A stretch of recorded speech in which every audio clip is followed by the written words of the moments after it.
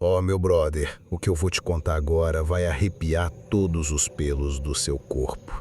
E olha que eu não sou homem de inventar história não, viu? O que aconteceu comigo lá no Grotão da Onça, no interior de Goiás, foi tão assombrado que até hoje, depois de 15 anos, eu ainda acordo no meio da madrugada ouvindo aqueles uivos malditos. Se você não acredita em lobisomem, vai acreditar depois de escutar o que eu passei. E te garanto uma coisa: depois dessa noite amaldiçoada, eu nunca mais fui o mesmo homem. Meu nome é João Batista, mas todo mundo me chama de Batistão. Nasci e me criei no sertão goiano, mais precisamente numa cidadezinha chamada Águas Lindas, que de linda só tinha o nome mesmo, porque o resto era só poeira e cachaça barata. Eu sempre fui peão de fazenda, trabalhando com gado desde moleque, então não tinha medo de mato, de bicho, de nada. Mas em 2009, quando eu tinha uns 30 e poucos anos, fui trabalhar numa fazenda lá no Grotão da Onça, um lugar tão isolado que nem sinal de celular pegava direito. O velho Sebastião, dono da fazenda, me contratou para cuidar do gado numa parte mais afastada da propriedade. Logo de cara, achei estranho ele me pagar quase o dobro do que eu ganhava nas outras fazendas. É porque é longe só, ele falou coçando a barba grisalha. E os peão não gostam muito de ficar por lá não. Na época, pensei que era frescura de cidade grande, sabe como é. A primeira semana foi tranquila. Eu morava numa casinha de pau a pique bem simples, com meus 2 cachorros, o Truvão e a Princesa. Eles eram meus companheiros de todas as horas, uns vira-latas espertos que me avisavam de qualquer movimento estranho. Mas foi na segunda semana que as coisas começaram a ficar esquisitas. Os bichos começaram a agir diferente, o gado ficava inquieto de noite, mugindo sem parar, e meus cachorros ficavam gemendo baixinho, com o rabo entre as pernas, olhando fixo para o mato. Princesa, que sempre foi corajosa, começou a se esconder debaixo da cama toda santa noite. Foi numa quinta-feira que as coisas saíram do controle de vez. Eu estava voltando da vistoria do gado, já eram umas 9 da noite, quando escutei um barulho que nunca tinha ouvido na vida. Era um uivo, mas não era de cachorro nem de lobo não, que nem tem lobo aqui no Brasil, né? Era algo diferente, um som gutural, rasgado, que parecia vir do mais fundo do inferno. Os pelos do meu braço se arrepiaram na hora. Chegando em casa, os cachorros estavam apavorados. Trovão, que pesava uns 40 quilos e nunca teve medo de nada, estava tremendo que nem vara verde. "Que foi, garoto?" perguntei, fazendo carinho nele. Mas ele só gemia e apontava com o focinho para o mato fechado que ficava atrás da casa. Na manhã seguinte, fui investigar. E, meu irmão, o que eu vi me gelou o sangue nas veias. Pegadas, mas não eram pegadas normais, não. Eram marcas enormes, com formato meio humano, meio animal. Os dedos eram grossos, com marcas de garras fundas na terra. E o mais estranho, começavam como pegadas normais de homem, mas conforme iam se afastando da casa, iam ficando mais deformadas, mais animais. Resolvi ir até a cidade conversar com o velho Sebastião. Quando contei para ele sobre as pegadas e os uivos, ele ficou pálido que nem papel. "Batistão", ele falou baixinho, olhando para os lados, "você não viu nada, não ouviu nada, entendeu?" Mas nos olhos dele eu vi algo que me assombrou mais que qualquer pegada. Era medo puro, velho. Medo de quem sabia exatamente o que estava acontecendo. A lua cheia de outubro chegou e com ela veio a noite que mudou minha vida para sempre. Era uma sexta-feira. Eu lembro bem porque tinha planos de ir para a cidade no sábado. Mas esses planos foram para o espaço, brother.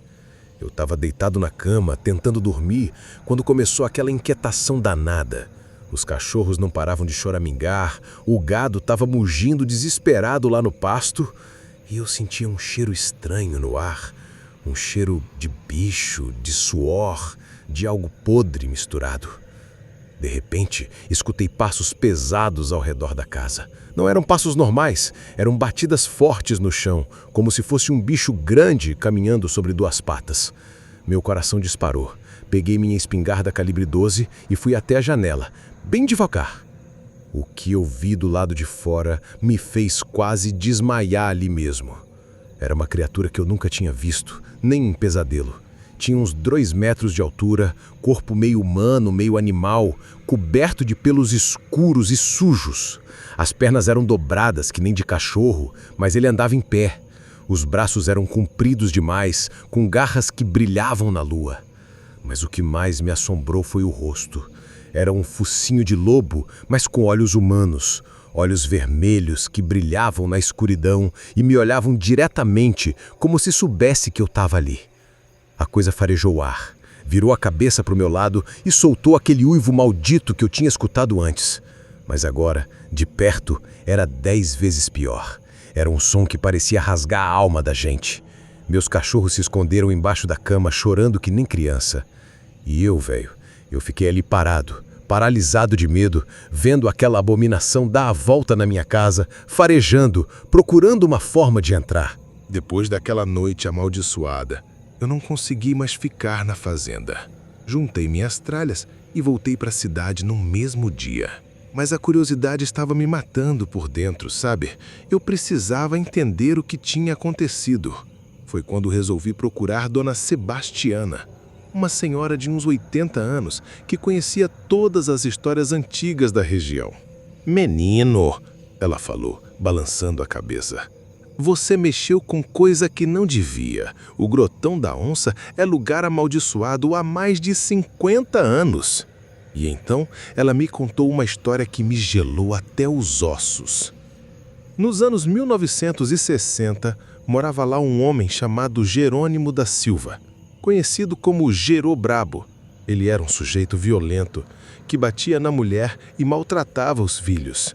Um dia, durante a quaresma, ele matou um padre que tinha vindo fazer uma visita pastoral na região.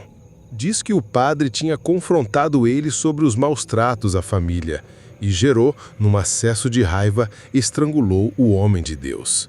Mas antes de morrer, Dona Sebastiana continuou, o padre amaldiçoou Gerô. Disse que ele viraria bicho toda lua cheia e que assombraria aquelas terras até encontrar a paz. Gerô sumiu depois disso, mas as aparições começaram. Todo mês, quando vinha a lua cheia, os moradores viam uma criatura caminhando pela região, uivando e aterrorizando quem se atrevesse a ficar por lá de noite. Por isso que ninguém gosta de morar no grotão, meu filho. O velho Sebastião sabe disso. Por isso paga dobrado para quem aceita trabalhar lá. Mas a maioria não aguenta nem um mês. Ela me olhou com pena nos olhos. Você teve sorte de sair vivo de lá, menino. Nem todo mundo tem essa chance. Depois de saber a verdade, tentei seguir minha vida normal, mas não conseguia. Toda lua cheia eu ficava inquieto, suando frio, lembrando daqueles olhos vermelhos me encarando. Mudei de cidade, arrumei outro trabalho, mas nada adiantava. Era como se aquela coisa tivesse marcado minha alma de alguma forma. 3 meses depois, eu estava trabalhando numa fazenda em Anápolis, quando aconteceu algo que me fez entender que minha maldição estava apenas começando. Era lua cheia de novo, e eu estava na cidade mesmo, longe de qualquer mato. Mas no meio da madrugada, acordei com aquele cheiro conhecido. O cheiro de bicho, de suor, de coisa podre. Olhei pela janela do meu quartinho e quase morri do coração. Lá estava ele, parado no meio da rua, me olhando fixamente. A criatura tinha me seguido. Não importava onde eu fosse, ela sabia onde me encontrar. Foi então que entendi que não era coincidência eu ter encontrado aquela coisa. Talvez o padre não tivesse amaldiçoado só o Gerô. Talvez quem presenciasse a criatura também ficasse marcado de alguma forma. Hoje, 15 anos depois, eu ainda vivo com esse peso. Não durmo direito nas noites de lua cheia. Mudei de cidade mais de 10 vezes, mas sempre tem uma hora que eu escuto aquele uivo longe, muito longe, como se fosse um aviso. Às vezes penso que estou ficando louco, que tudo não passou de trauma, sabe? Mas aí eu olho no espelho e vejo meus olhos e percebo que eles estão diferentes, mais amarelados, mais selvagens. E tem uma coisa que eu nunca contei pra ninguém até hoje. Nos últimos meses, eu tenho sonhado que sou eu quem está correndo de 4 pelo mato, uivando pra lua. E quando acordo, meus lençóis estão sujos de terra, minhas unhas estão quebradas e sujas de sangue. E até hoje, eu ainda escuto os uivos toda vez que a lua cheia aparece por trás da serra. Tem coisa que ninguém acredita até viver na pele. Aqui no Voz do Terror, a gente só conta o que muita gente esconde. Se curtiu, já garante sua inscrição e ativa o sininho. E se ouvir barulhos estranhos hoje à noite, tenta não abrir a porta.